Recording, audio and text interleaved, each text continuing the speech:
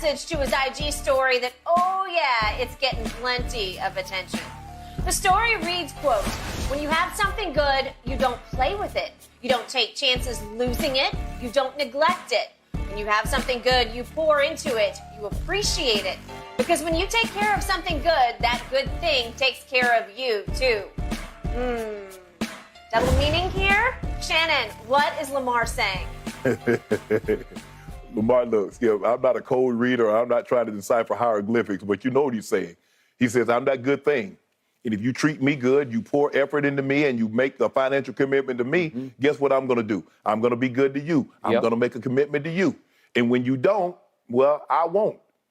It's really that simple. I mean, I don't know how you read anything else into that, because considering that he's wanted a contract extension for the longest of times, they weren't able to come to an agreement on maybe the monetary value of the contract, the fully guarantees of the contract, and the length of the contract. Maybe it was a combination of 1 or 2, 3, who knows, maybe it was all of those. But this is what we do know. Lamar Jackson wants a contract.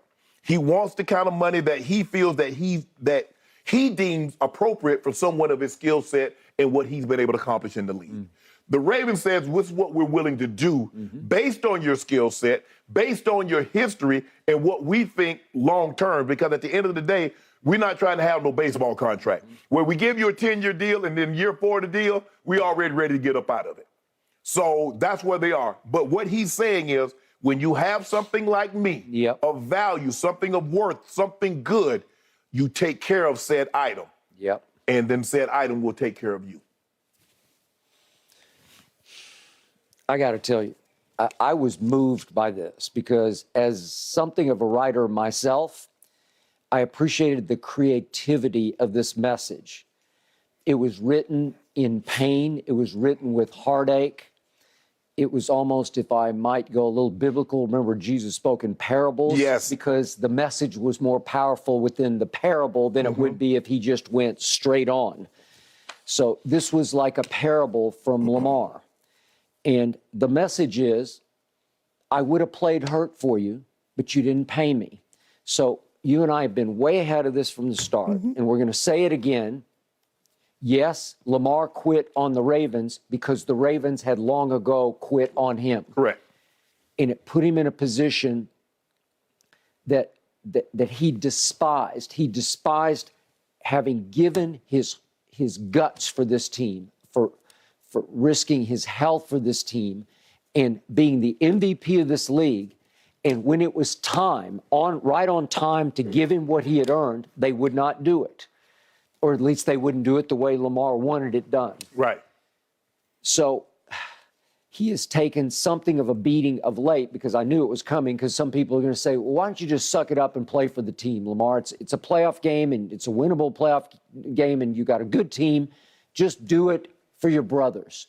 And he's like, no, I'm not going to risk my knee for my brothers, and I'm not going to risk my principle for my brothers. Right. I'm not going to crumble to my organization that's treating me like just another pawn out there.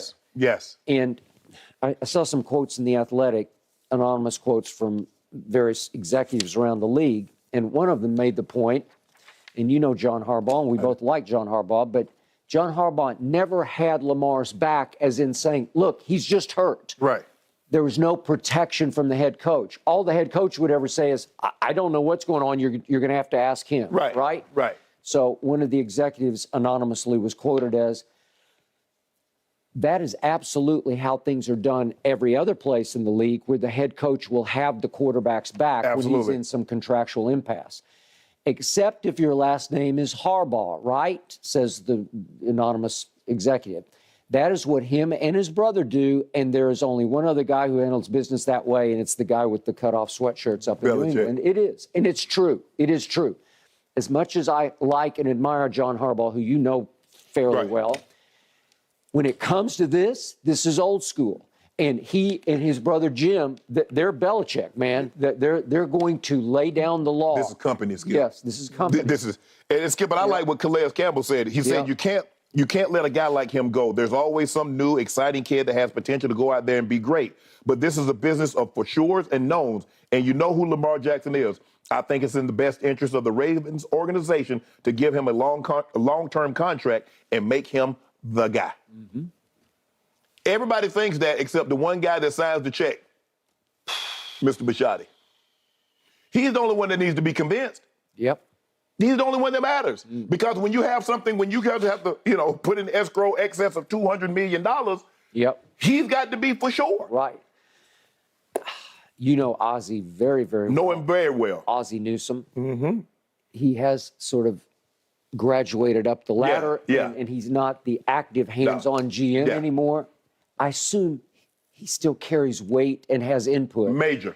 And I got to believe that his input right now is, man, I would give him his money, right? I think the thing is, Skip, they're going to scour. They're going to look around. I mean, what is Chicago? Chicago has the #1 pick. I mean, would you be willing to trade a first-round pick to get Justin Fields? If they go in that direction, I mean, it buys yourself a little time because he's still on a rookie contract. Yep. But he's going to want an extension after next year because that'll be a third year of his contract, Skip. Agreed. So all you're doing is kicking the can down the road because eventually when you get a quarterback, you're going to have to settle and you're going to have to pay him. And whether it's this year, next year, or down the road, yep.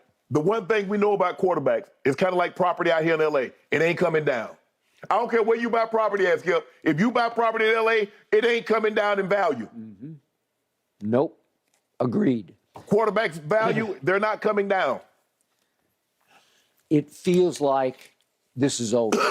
It feels like the bridge has been set on fire, and it is now, because he wouldn't play in the playoff game, it is burned completely to the ground.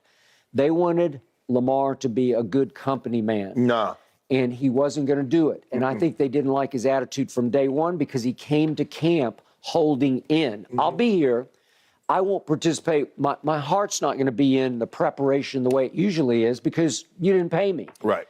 When it comes game time, I will play and I will give you every ounce. And he did until he sprained his knee. Right. Then he said, to your point, he woke up and said, I'm not risking anymore. And you kept saying, that's it, Lamar, you're done for the year. And he was done. Yeah. You were way ahead of that curve. Absolutely. Skip, since he's taken over for Joe Flacco, he's been to the playoffs 4 of the 5 years he's been the starting quarterback. Normally, quarterback takes you to the playoff, quarterback wins the MVP, quarterback wins you a playoff game. Damn. Yeah. What else does he need to do? Look at his one-loss record just in the regular season. It's extraordinary. Teams, you've got to stop with this notion. Well, look at what Patrick Mahomes did. He got $500 million, but it's very team-friendly. Look at what Tom Brady's done for 20 years. Those are those guys. Skip, I can't look at this store over here gave me a discount and go over to that store and say, well, they gave me a discount over here. Well, that's what they did over there. You're over here now. Yep. Man, I hate to see it come to this. But it definitely looks like it's going to be. It's headed for a divorce. Yeah, just headed for an ugly divorce that was not necessary. Well, but the question is, Skip, is this a divorce? Were they together or were they cohabitating? Because, there's a thing as a cohabitation agreement. Trust your boy. Your boy knows a thing or two about it. I will leave that alone, Skip, but I'm just saying. I got it. I hear you. That is true. I think they were cohabitating. Okay. I think there never was a real connection,